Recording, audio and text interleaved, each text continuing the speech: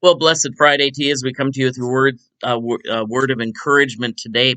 And we are at the end of page 81, the day together, the day alone, as Dietrich Bonhoeffer reflects on meditation. We talked about the trinity of what was called intercession, prayer, and scripture reading, how they go hand in hand.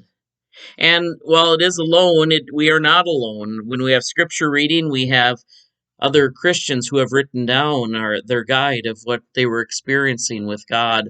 And we trust that in, with, and under that, we get to find God's purpose in our life. And because God is real and God is the creator of the universe, we lift up our concerns, our intercessions for friends and family, for concerns we have. And we go right back into that cycle again. Scripture, prayer, intercession. Scripture, prayer, intercession. And so he writes, the time of meditation does not let us down into the void and abyss of loneliness. It lets us be alone with the Word. Like I said, we're not alone. We have the Bible. We have God, where two or three are gathered. God is there.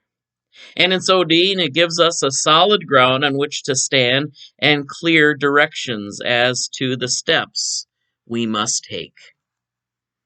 And now, I think about Dietrich Bonhoeffer. He wrote this well before he was arrested or found himself in a Nazi concentration camp.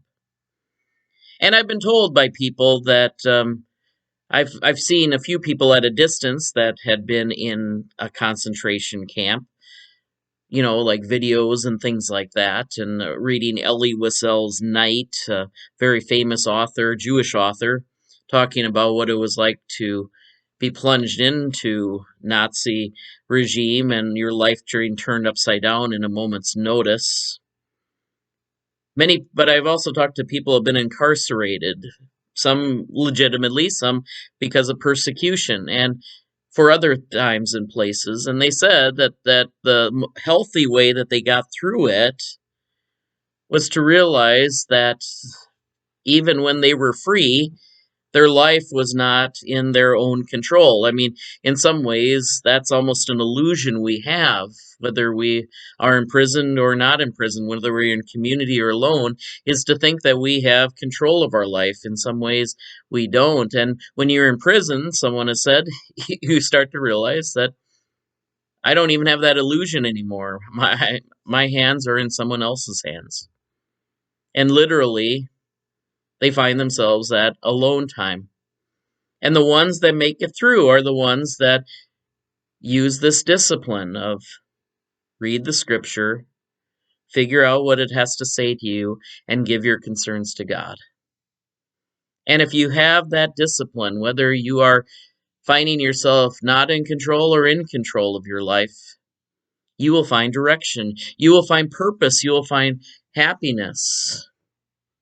Because in his main preface of this whole book, The Life Together is only for a season in the way we want it. And of course, the way we want it is to have great fellowship at church or at other events. We want to have inspiring events, and many times we trust that happens when we are together in prayer, together with other people. And sometimes we can have those moments alone, but we are also reminded that all of those things are not on sure foundation except for the trust that God always promises to be with us. Whether we are together as church or whether we are alone anticipating church or feeling the hands of church lifting us up in different times and different situations.